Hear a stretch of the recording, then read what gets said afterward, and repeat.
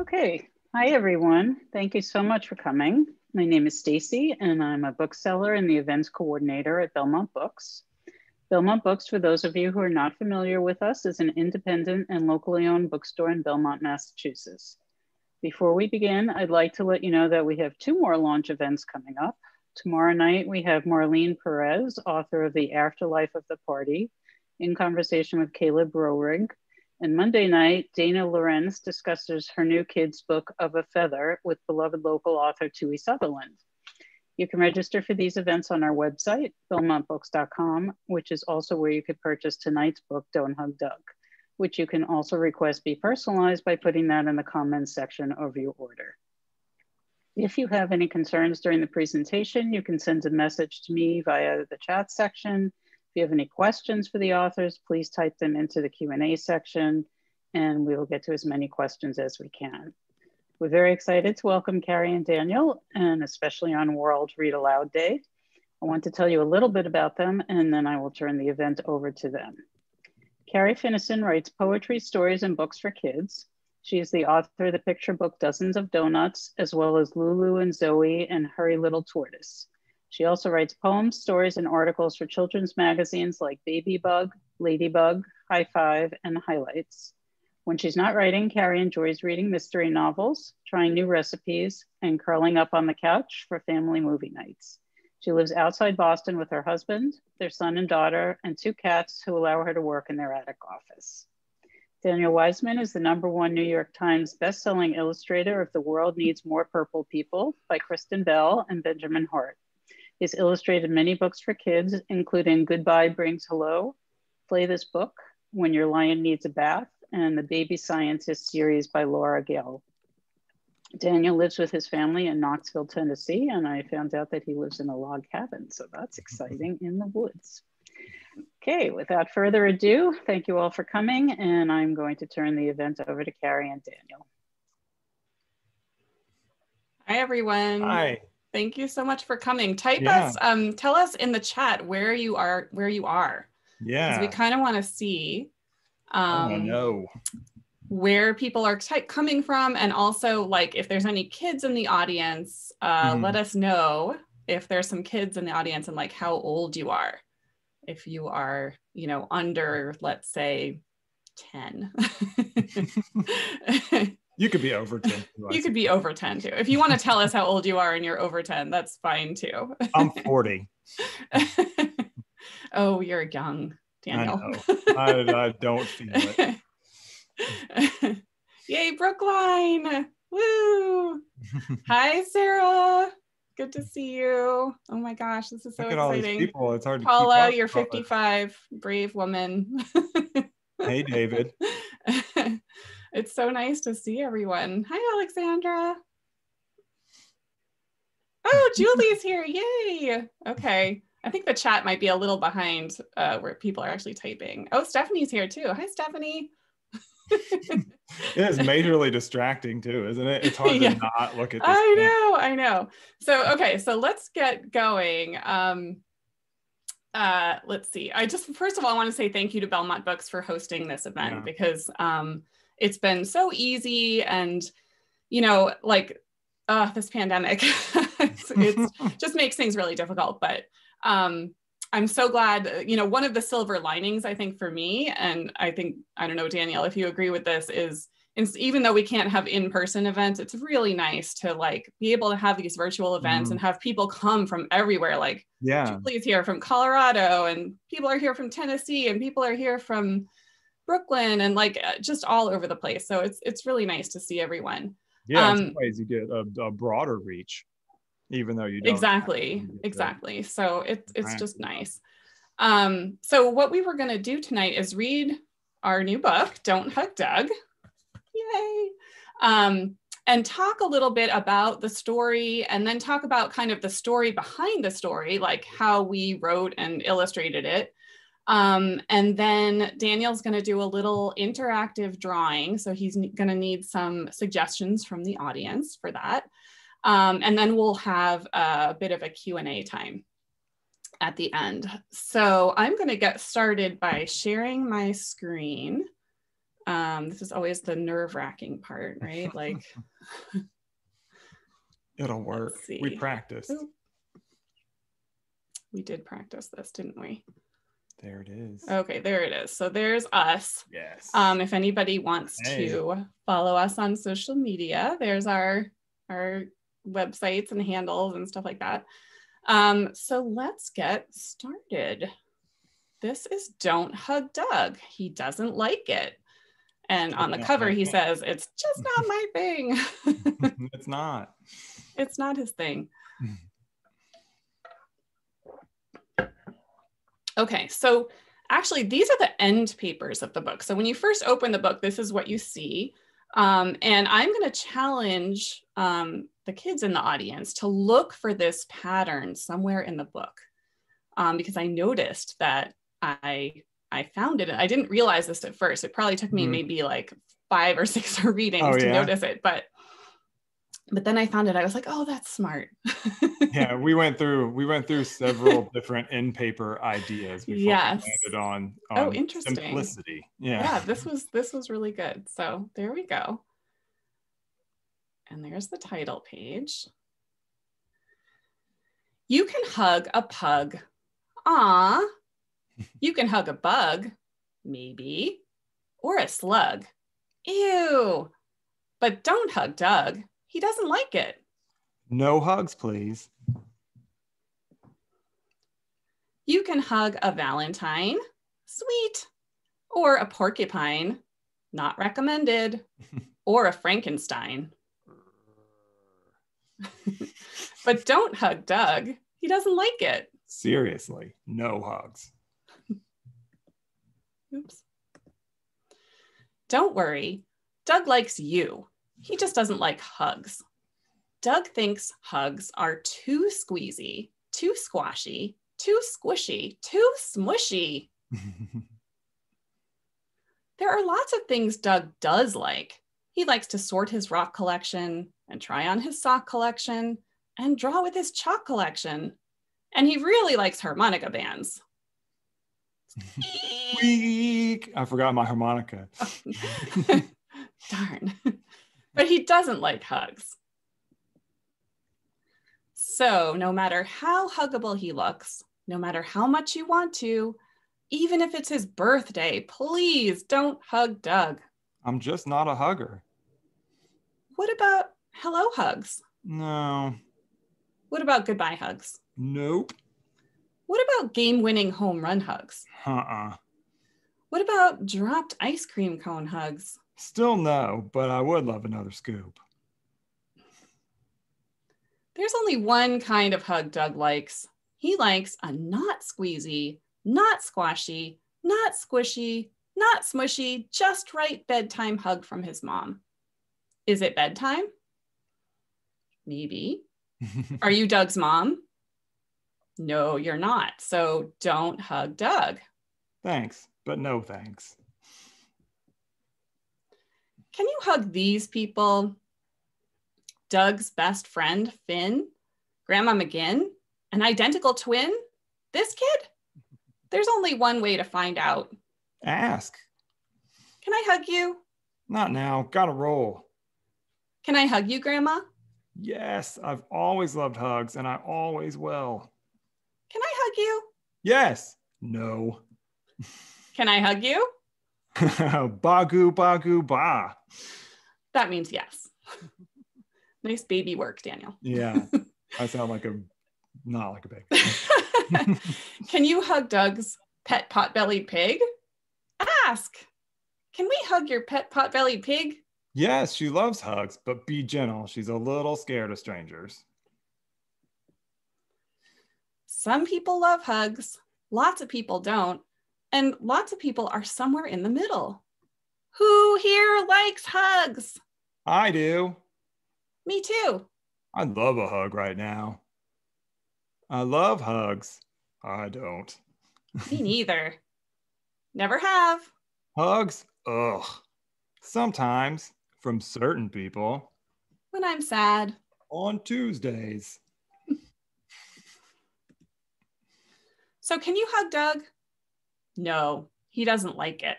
One, ugs, that's Pig Latin. But he does like you, and he likes high fives. Doug is a master of high fives. Straight five. Double five. Low five. Side five. Spinny five. Elbow five.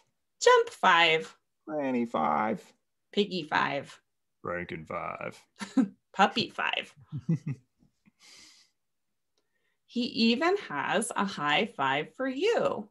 Go ahead, ask. Hey, Doug, high five. Yes, I love high fives.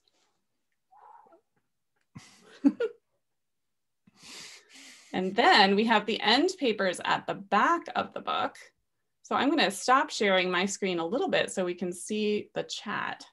And I'm wondering, so in the back, we have these striped end papers, which is a pattern that you might have seen. I'm wondering if anyone in the chat can tell me if they found this pattern in the book somewhere. Does anyone have an answer? Oh, I do see some answers. Yes. Yes, Julie, sharp eyes. There it is, right in his pajamas. So I love that detail. I think that's so much fun. So actually, I want to go back to this page too. So, because I wanted to talk a little bit about what this book is about, which is the different ways that people kind of feel about hugs. So I want to go back to this page that says, who here likes hugs? And I'm wondering if people feel like your answer to that question is similar to any of these answers. And you can type that into the chat, like maybe you love hugs all the time. Maybe you're sort of so-so on hugs, or you only like them from certain people, or only on Tuesdays, like this guy. So tell us what you think. From people I know, yep, I love hugs. From family, yes, only from certain people. From our aunt, that's me. Which one are you? Yeah, I'm certain people. Certain times and certain people. I think most people kind of feel that way. I'm a sometimes certain people. Yeah, for sure. Aw, sweet. So, okay, so right now, right, is COVID time, and we can't all hug. We can only kind of hug the people in our bubble. And we can't even high five necessarily people outside of our bubble. But we have this fun activity that I just wanted to show you before we kind of move on, that Daniel made. So it's this project where you can make a high five out of paper, and you can either print this out. We both, I think, do you have it on your website, Daniel, right now, or? Not yet, I don't. Yeah, I just put it up on mine today. But you don't even need this, actually. You can just trace your own hand if you want to. And then what I did was I colored mine in like this. I like it. And so if you wanted to give someone a high five, you could make something like this, and then you could give them a high five. Five each other. My kids use those as sports immediately. Yeah. So I know, I miss hugs. I know, gosh, it's going to be amazing when we can get back to hugging, actually, I think. So I'm going to go back and share my screen again. Let's see. Oop. Is that sharing? There we go. Yeah. And just talk a little bit about the writing process behind the book. And then Daniel can come in about his illustration process, which was really interesting. Like, I learned a lot of stuff when I was looking at this beforehand that I didn't know about the book, which is always really amazing, because when you send a book off to your publisher into the world, it starts like living a life that you don't necessarily know about, kind of like maybe your kids. But anyway, so here's a picture of my desk where I write sometimes, although lately I've been writing downstairs in our dining room. And before that, I would sometimes, before COVID, I would sometimes go to like a coffee shop or the library sometimes and do some work. And then these are some of my essential writing tools. I always need tea and some oatmeal cookies. I just had oatmeal cookies today, which is wonderful. And so people often ask me like, how many drafts do you write? So I'm going to go through and show you some of the early drafts of this story. So this was my very first draft, which was in September of 2015. And it read like this. It was called Huggable Doug at that point. And it went like this. Doug was huggable. All his relatives said so. Feel this soft, curly hair, cried Aunt Prudence. And look at those big brown puppy dog eyes, said Aunt Muriel. Dugga, hugga, babbled his cousin Maggie.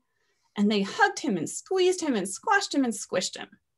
Doug hated hugs, and he hated it when Aunt Prudence, Aunt Muriel, and cousin Maggie came to town. So the next time they did, he grabbed a pile of his favorite Captain Haywire comic books and hid. So that was my first draft, and I kind of was excited about it. Like, I was like, this is a great story. And let's see.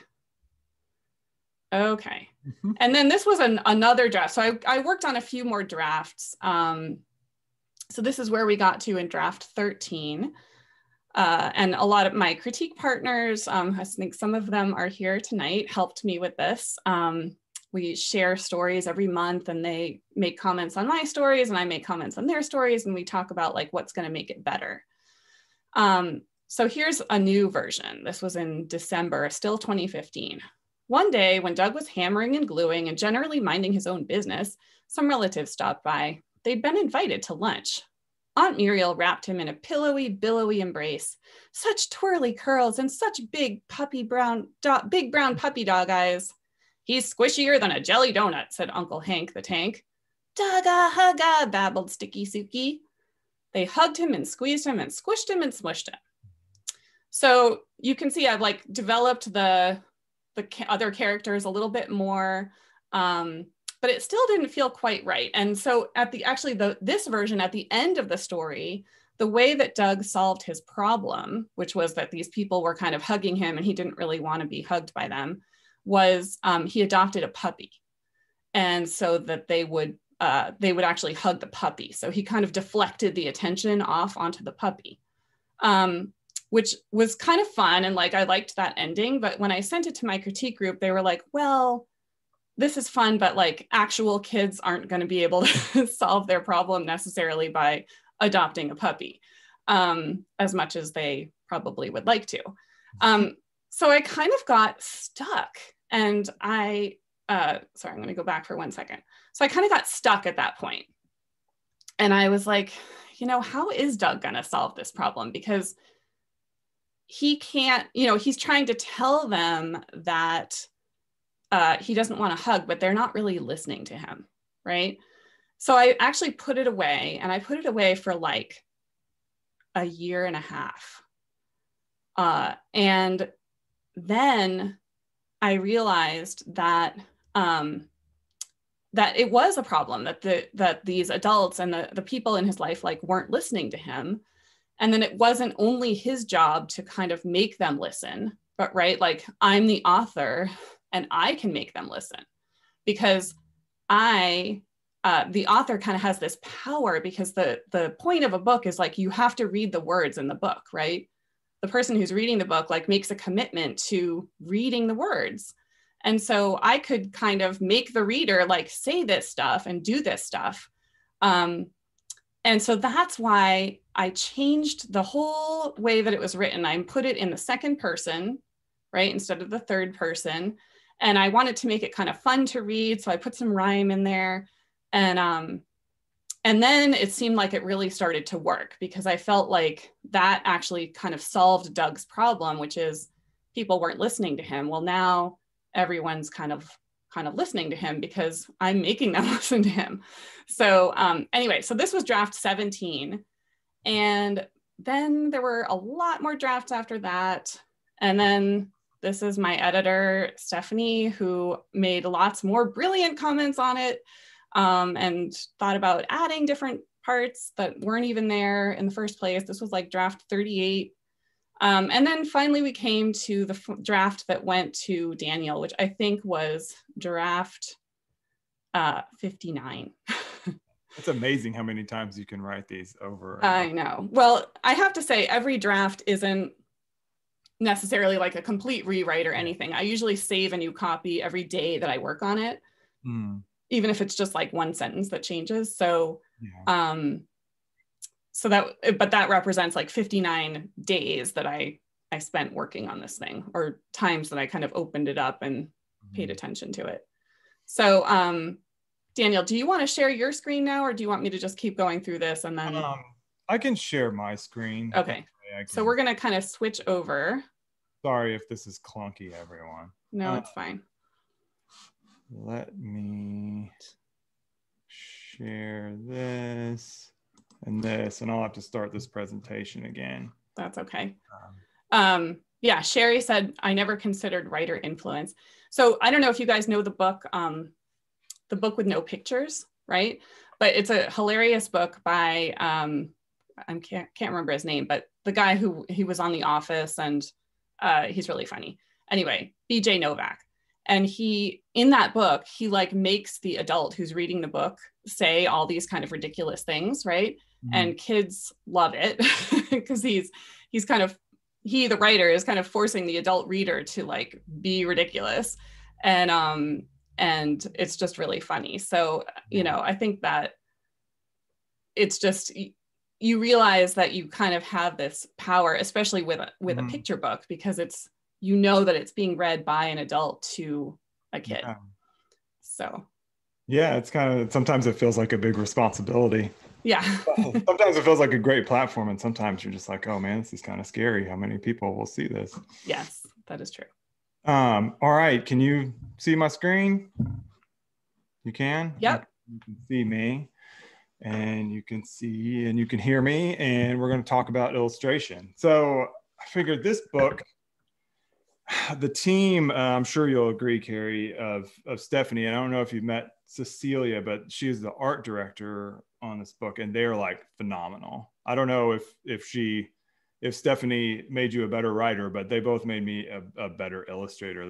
This book like taught me so much, and I thought I'd go through a little bit of the process using the first page as a sort of my beacon to show kind of how the whole book went. So basically what happened was I got the draft 59 from Stephanie, from Carrie. Stephanie. Well, she actually sent it to you, right? Yeah. Because we didn't talk ever until it was all done. So yeah, I think that's part of the process people don't even know or realize about, is like the author and the illustrator never. Yeah, it's like never really talk. It's like a major collaboration without any collaborating. Right. But yeah, so how it worked is I guess Stephanie and Cecilia sent it to my agent, who then sent it to me and asked me if I would like to do it. And of course I said yes, for multiple reasons. And then we just kind of got started. And the way that it starts, for me anyway, I'm sure other illustrators, if they're listening, are different, but I start with thumbnails and I go through the entire thing. And it was a bit paginated already, which means that they kind of had an idea of what words would be on what page, and I can kind of move that around if I feel like I need to, but most of the time it's pretty good. And so I get to the first page and I do thumbnails, and I try to do a couple for every page just to kind of give options. And so you can see I sort of started with like a spot illustration, comic booky sort of feeling, with just kids sitting over white, hugging bugs and pugs and slugs. And then I also offered up this sort of walking down the street park setting that is pretty similar to what it ended up being, actually. Sometimes I give more options if they come to mind, but I at least try to give two every time. And so once we've decided on that for the whole book, I go to the sketch phase. And that's where I kind of go in and figure out how to make these thumbnails more of a like composition in real size. So I have the full size of the book, or the full size of the page. And sorry, somebody's going to call me and it's going to, excuse me. They should be here, whoever yeah, that is. I was kind of hoping it didn't ring. It's spam risk is what it says. So. Yeah. So anyway, where was I? Sketches. So I sketch that out, get all the composition. And when I'm doing this, I'm trying to do it as what I would call tightly as possible. So I want to get the characters the way that I see them. I don't want it to be really rough. I want everything to be placed, the words to fit. Like I'm really thinking about all that stuff. And this is where I probably feel the most creative and have the most like juice flowing. This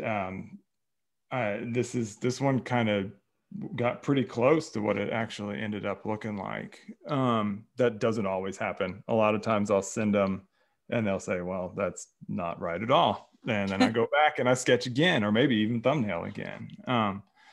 So from there, Cecilia and I talked about just like doing the first couple of pages in color. And so this was my first attempt at sort of the stylization and the color of the book. And you can tell if you've looked at the book earlier that this is not at all what it looked like. Some of the things, everything's placed pretty normal, but like the style and the colors and everything is completely different. So they weren't feeling this. Cecilia and Stephanie, they didn't really, didn't jive with them, and that's fine. That happens all the time. I thought it was pretty, but that's okay. And so we went back and we worked on colors. So what I did, and this is the first time I ever really did this, is I went back and did color thumbnails for the entire book. And that's to go back to the small size and do really rough, but everything in color. And the first one sort of looked like this. So you can see we changed the bricks to a fence, and then we moved the bug down, we moved Doug around, and like started to play with color a little bit, but it wasn't like, you want the first spread of a book to like pop, you know, to be really exciting and fun. At least I do. And this one just wasn't it. It didn't feel right. So I did another one. And as you can see, also not at all right. It still kind of boring. It's getting closer where things are not like, things are a little more colorful, but not super colorful. And then that's when I like, right around this point, I had kind of an existential crisis. Like, how am I going to do this? I'm not doing it. I feel like, man, maybe I'm not in the right career because I'm awful at this. But anyway, I said this to Cecilia, and she said, "This you love this page, and this is the page. This page has always kind of looked like this." And I always said, I don't want to change it. I love it. I really like the floating heads and the colors. And I think a couple of the colors changed. Maybe the green was a new addition, but like nothing on here looks real, at least on the right side. You know, people aren't that color, and porcupine doesn't look like that, nor is it blue. And it has a bold, like fun, punchy quality. She was like, if you want this page to look like this, then the whole book really needs to kind of feel like this. And that's kind of what I gathered after I sort of thought about it. Anyway, so I went back and did my third round of color thumbs. This was over the course of probably 3 weeks or 4 weeks. And we came up with this. And this is the last color thumbnail that I did. And you can see that it is basically correct, except that this is the final art. And what we did was we kind of grew their heads a little bit and sort of, you know, added this is the real art. So this is kind of the finished stuff. And that's where we ended up. So that's kind of the process of the first page. And that's sort of how it went for the entire book. Some pages were easier than others. Some pages were pretty difficult. That last page with the high five ended up being surprisingly difficult. I didn't think it would be, but trying to get Doug and his arm all the way across the page was not that easy. So anyway, that's that. I guess next, should we draw? Yeah, let's do some. Draw. I'm wondering if publishing is like the only career where you basically end up with like an existential crisis on every project that you do. Yeah, right. Like, or if other careers like have this too. Like, I'm not good at this. I don't know how to write a story. How did I ever even do this before? And I've had lots of jobs actually in my life, and never have I doubted myself as much as I do with this job, which is funny because I love this job more than any of the other jobs I've ever had. But I don't know. I'm always, I guess some people call it imposter syndrome. I don't really like to call it that because I don't feel like I feel like that's just being humble, sort of. But sometimes, man, I feel like I'm really bad at this. So you all can still see this. You can see when I draw right there. Yep. All right. So I thought I would just do a quick little drawing of Doug. Just in Stephanie says we're both really good at this. Oh yeah. So well, there you go. Thank you, Stephanie. Validation. I need that at least once a week. Somebody please validate my feelings. I'm depressed. I need it. So I'll draw a quick Doug in black and white, and then we'll play a little audience participation game. All right, cool. So Doug is pretty simple. He's got a big round head. Looks like this. Apologies for my shaky lines. It's getting cold in here. Give him a couple of ears because he has those. And his hair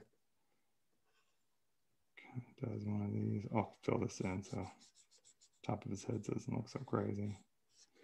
And he's got some pretty styling hair.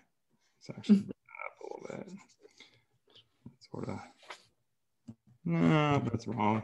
This is what I do when I do books too. I just kind of like, no, that's terrible, and then I erase it. That's pretty accurate though. That looks like him. Color that in. Can you hear that? You can hear me drawing. And he's got a little hair on this side too. And he's got these little guys that stick out. And he's got some flyaways too. Mm-hmm. He's got all kinds of hair problems. That one's long. And then his nose, got a little nose like that. We'll give him a smile. He has two eyes, like most people. And let's make his glasses red. We won't do it all black. Yes, that's his signature. Yeah, he's got a look.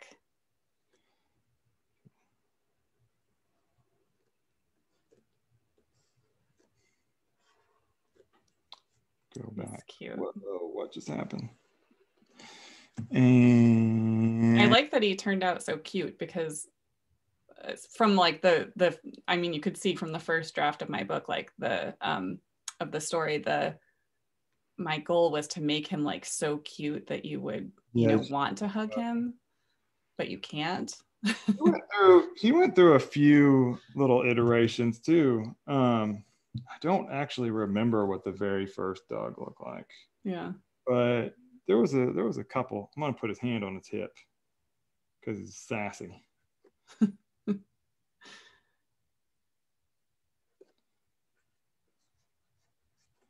And maybe this hand he's gonna be saying, that sleeve is way bigger than the other one. I think he's gonna be like, nope. No thanks. No hugs. And he's got some legs. This is how I draw legs. As you can see, I'm big on photorealism.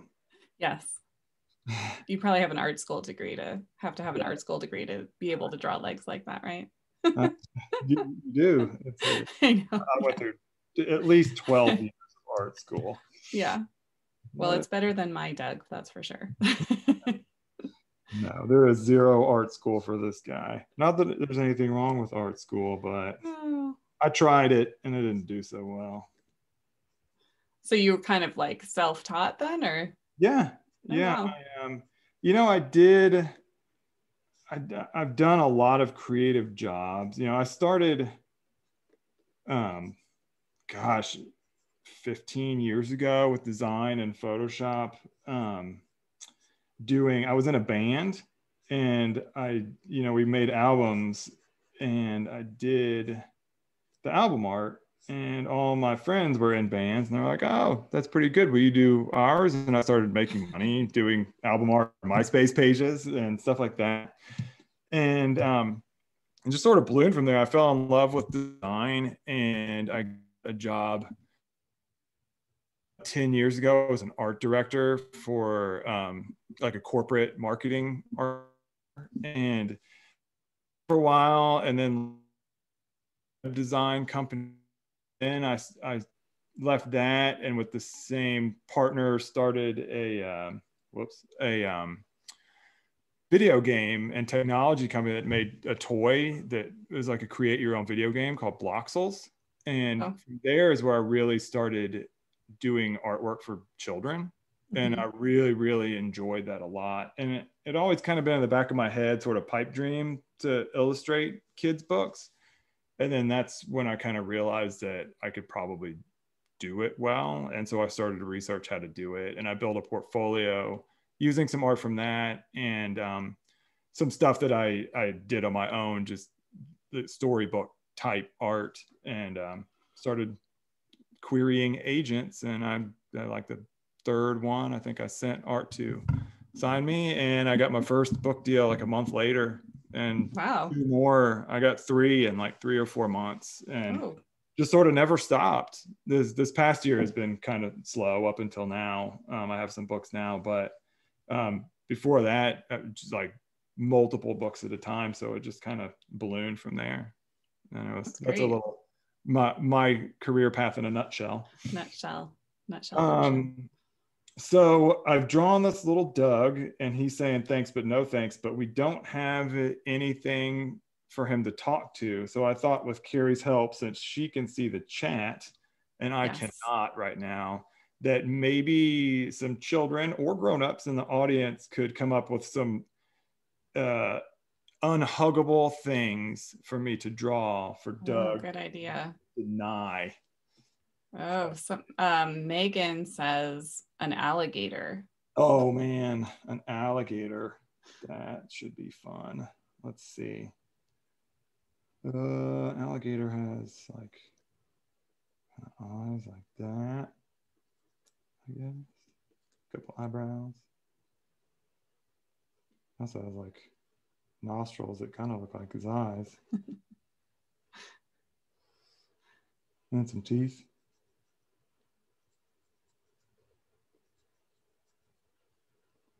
And then they're just kind of long, right? Yeah. Oh man, that's a skinny, it's like a log. Murder log, is that what they call them? Yeah, exactly. One time I was fishing with my now 7-year-old, but he was 5, and we were fishing in South Carolina, and I was on the other side of the dock, and I hear him start to like cry. Oh God. And so I get real scared, and I was like, what's going on? And he caught an alligator, and I took a lot for me to get the alligator off of the hook, and it scared him half to death, like to the point where he didn't really want to fish anymore. And then finally, when we got back to our little condo, it was right by a lake, and I talked him into fishing. I was like, look, buddy, that's never, ever, ever going to happen again. I'll just cast it out, hand you the rod, and we'll catch a fish. I promise. I cast it out, and I mean, like that, he caught another alligator. Oh my God. And we have not fished since then. Well, right. I would not only pack up the boat and the fishing gear, but like pack up myself and get myself on an airplane out of there. It's actually kind of amazing how many alligators there were there and how little they ate people. I thought that they would eat everybody. Yeah. But there's this quickly made alligator. Let's make him smile. That is very good for a quick alligator. Quick. So nice suggestion. Yes. Let's do another one. Another one. Okay, we have a skunk, which I think one of my nieces might have suggested, but in my other book, Dozens of Donuts, there's a skunk character whose name is Moufette, because Moufette is the French word for skunk. So we've all taken to calling skunks Moufettes. This is the first time I've ever drawn a skunk. Oh, okay, good luck. And it's super unhuggable, but I have no idea what a skunk looks like. They kind of have a long, that's sort of skunky. And then they're like, all right. Oh, yep. man. Think of Pepe Le Pew, Yeah. I'm so sorry, because I'm just gonna do. Looks like, that's sort of a squirrely skunk. Yeah, that is very squirrely. Oh, I apologize. That's okay. For this skunk, they have like. Everybody thinks the skunk is cute, so you're good. We'll just make. Yes, now everyone knows it's a skunk. Now it's a skunk. You really can't. Oh, someone says it's a baby skunk, so there you go. It's just a naming problem. It's not really an art problem. Yeah. It's like it's a perspective problem. Squirrel rat skunk. Apologies that I've never drawn a skunk before and not even really know what it looks like. I'm sorry. Okay. You want to do another one? Let's see, one more maybe. Somebody suggested a cactus. Oh yeah, you can do a cactus. Yeah, I figured. We'll start with the top. And I think we should give this cactus maybe some sunglasses. Sure. Because it's sunny. Right. Where cacti reside. Boom. Let's do some. Oh man. Make sure you know their shades by doing the glare. And then. So Daniel, do you start working digitally and you just work digitally the whole time, or do you ever like just draw by hand? I do some stuff by hand sometimes, but honestly, and I can show you, it's just faster and easier to do it on here. Mm-hmm. I can't really see how I'm doing this, but I have this pen and like I can go in here. I have all my favorite brushes and I can just sketch and it looks like a pencil, and I can go in and do like, that's how I do everything. And then I can just like boom and it's gone rather than erase it. It still feels like drawing on paper, but it's way faster and more efficient. And just at this point, I've done it for so long that it feels like second nature to draw on this thing, even though the skunk, you can't tell, it feels like second nature because of that skunk. But yeah, normally I draw fairly good. Right. I feel the same way about writing by hand. Like I can write by hand, but I just almost never do, I just type. So yeah, it's just that there's technology in some ways has sort of ruined the planet, but in other ways it has made things much simpler and faster. Yeah. So I liked, in a lot of ways, it's made things faster, obviously, but right. specifically to art. And kids books, it's just you can share files easier. You don't have to mail paintings or drawings and scan them in. It's just, and I can make everything kind of look somewhat hand drawn, I suppose. Yeah, so there's a little drawing demonstration. Nice. I love it. We'll stop sharing screen so we can. Right. I think we should probably go to Q&A, but a couple of people at the end of the chat were asking like just what kind of tablet you have. It is, so I actually just bought this one and hooked it up today, but for the past 10 years, I've had a Wacom Cintiq 22 inch, and I love it. And I just bought this 24 inch. It's just a newer version, and hopefully it will last the next 10 years. That's my sort of my big art purchase every decade, is that thing. Well, I wanted to quickly show, so I forgot to show this earlier. This is like a part of my process, but this is, I always make these like tiny little books where I like put all the words, and sometimes I draw illustrations. So this is like the very original Doug right there. Oh, see the resemblance? It looks just like him. Looks just like him, doesn't it? That's perfect. I mean, whatever helps you visualize the story, right? Exactly. Pretty close to what thumbnails are. Yeah, is there any other, I didn't see the chat, I'm sorry, so I think the questions are in the Q&A. A bunch of questions. I can read them to you if you like. Yeah. So there were a lot of questions, which you already answered about, how you do the drawing on paper versus on the computer. Kathy would like to know whether you plan text and illustration placements at the same time. So I get most of the time what's called a galley, and what that is a PDF of everything, the whole book in pages, and they have the text placed and wherever I want, basically. And then I go back and forth with the art to decide if that is legible. A lot of times I'll just kind of draw around it. At least lately, the books that I've been doing have bubbles.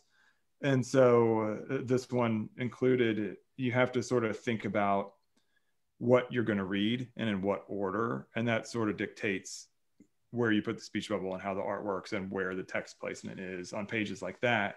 But yeah, it's sort of a process. There isn't anything that's like concrete about it. You just sort of do what you think works, and hopefully you can read it when it's all done. All right, this is my favorite question from Carmen. Why did you decide to have Doug wear glasses? Man, I don't know. I think I probably just wanted to draw a character with glasses, as simple and unexciting as that is. But I like it, once you make a character, I can't remember if they were added on later, but at least I want something that sort of defines them a little bit, whether it be an article of clothing or glasses or their hair, anything, especially the way that I draw characters, where they're, sort of round-headed, blocky looking, that they don't have a lot of discerning qualities outside of what they wear or what their hairstyle is, or if they have like tattoos or something. But yeah, I just sort of wanted him to have some big red glasses. I like the way it looked on him. I like sort of the mix of brown and yellow and red a lot. So it just sort of happened that way. They just come out of my brain onto the paper. Sarah would like to know how both of you got to do your first books as a writer and illustrator, respectively. So my first book, so I don't think for anyone, the first book that you sell to a publisher, like, is not the first book that you write. So I probably have, 50 books sitting in my computer that I've written. And it was just a long process of writing stories that weren't good, and then trying to make those better, and then writing more stories that were a little better, and then trying to make those better, going to conferences and things like that,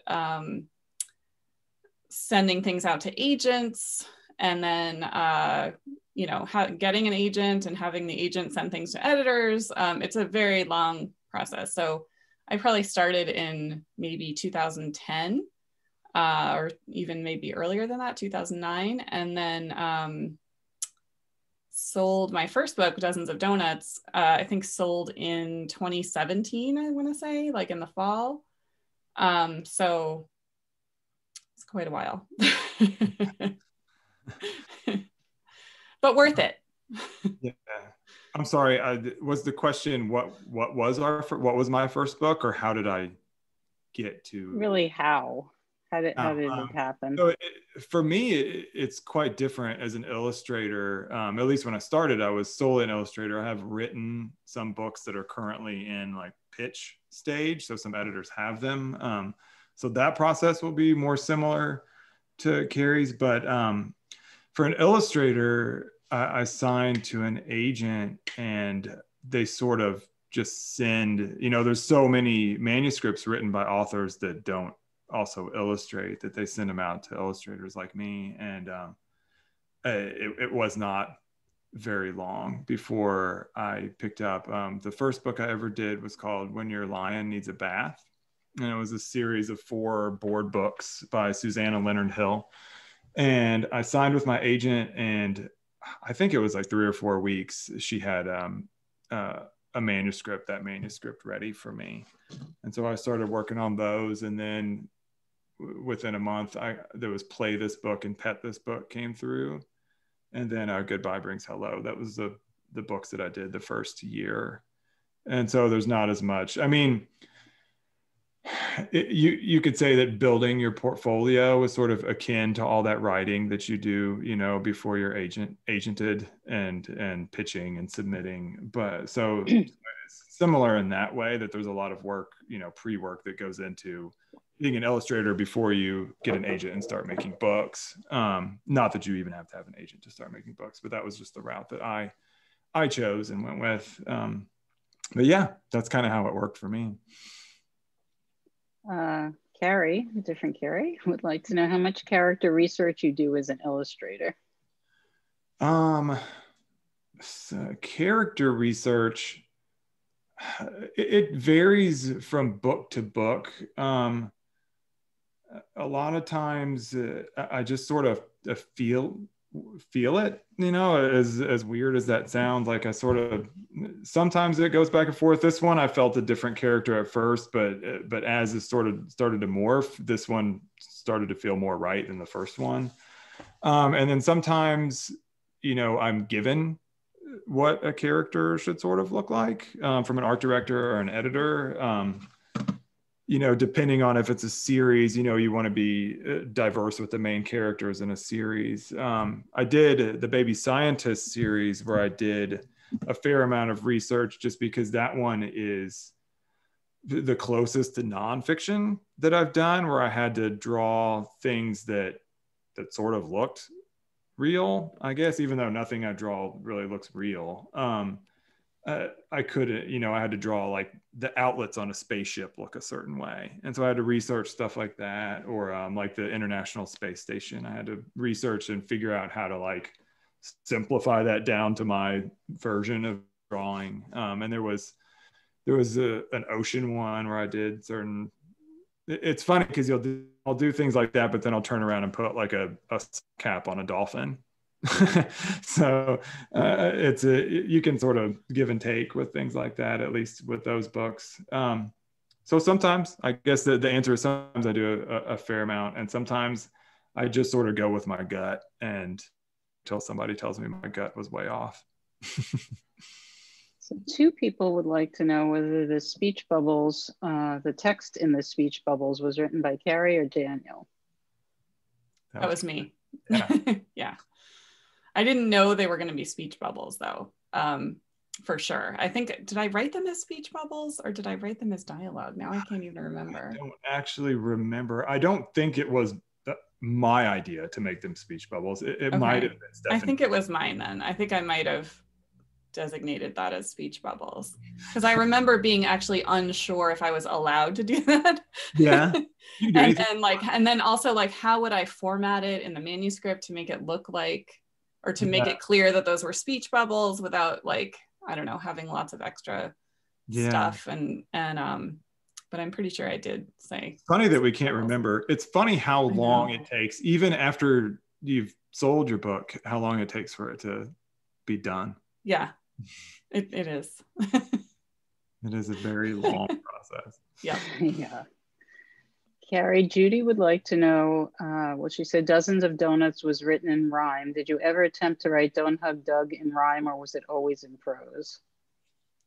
It was always in prose, although when I kind of made that switch over from like really kind of straight prose, I added a bunch of rhymes. So like, you know, it starts out like you can hug a bug, you can hug a pug, you can hug a bug, you can hug a slug, but don't hug Doug, right? So I kind of wanted to use the rhyme to make it like fun to read, you know, but it's not really written in like metered verse like Dozens of Donuts is.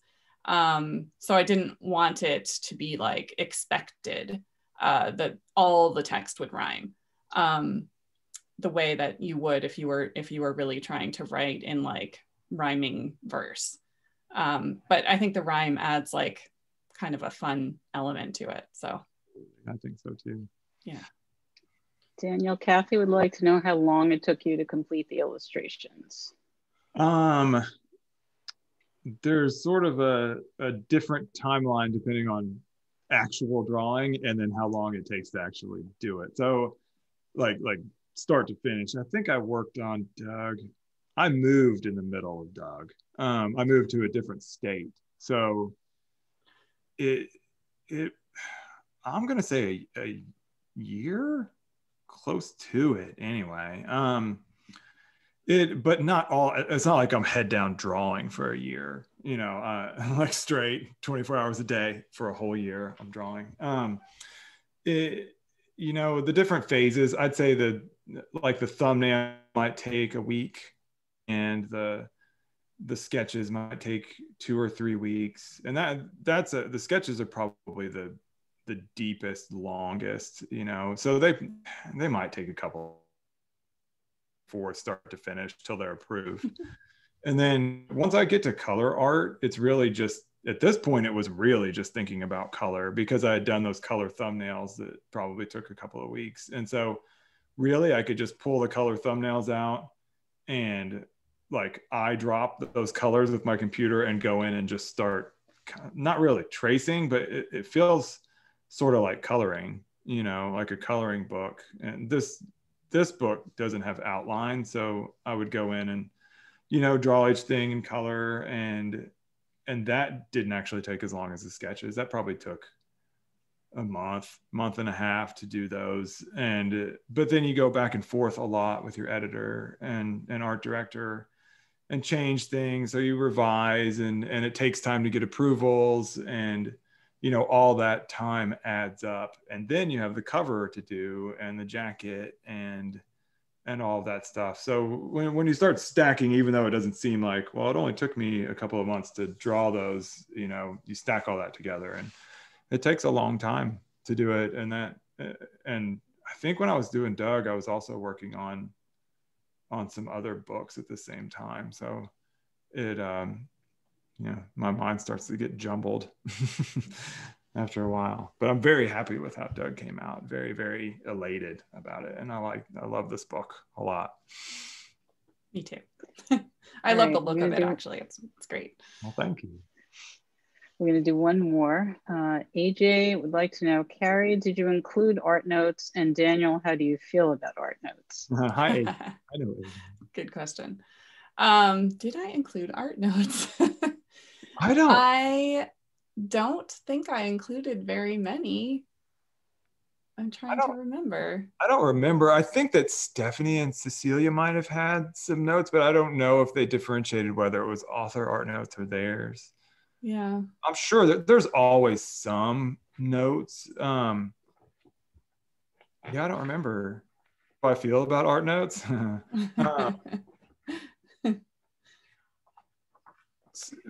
And I know some illustrators might differ in opinion on this. Books where I've had 0 art notes, and I've had like full on creative control with like all the way down to the size of the book, and the paper stock and everything. And that can honestly be a little overwhelming at times. And the type of artist that I am, I really like collaboration. I always have, and I really like to make everyone happy. And so I welcome art notes, and sometimes I get a lot of them, you know, depending on who the author of the book is. So yeah, they don't really bother me that much, and sometimes they're great. You know, I think I guess what I'm trying to say is that I want, when the author sees the book for the first time, to be like overwhelmed with joy. You know what I mean? Like that makes me happy, and I feel like that's part of my job too. And so I want their vision to come through a little bit as well as my vision. I feel like that makes it what it is. You know, you can't have a picture book without the words, and you can't have a picture book without the pictures. And so if we can all like be super happy with this collaboration and this like piece of art that we've made, I think that's one of the goals of many goals that I have with these. So yes, AJ, I like art notes. If I ever do a book with you, you can send art notes. I like art notes. Daniel Wiseman. Unless they're All right. Well, thank you, Carrie and Daniel, so much. What a great event. It was just so informative and interesting and cool. And we're so excited for this book to be out in the world. Again, if you would like a personalized copy of the book, Carrie is happy to come in and sign them. And thank you all so much for coming. We hope to see you at our future events, and everybody be safe out there. Thank you so much. Thanks, everyone. Yes, bye. Great to see everybody. Bye-bye. Bye.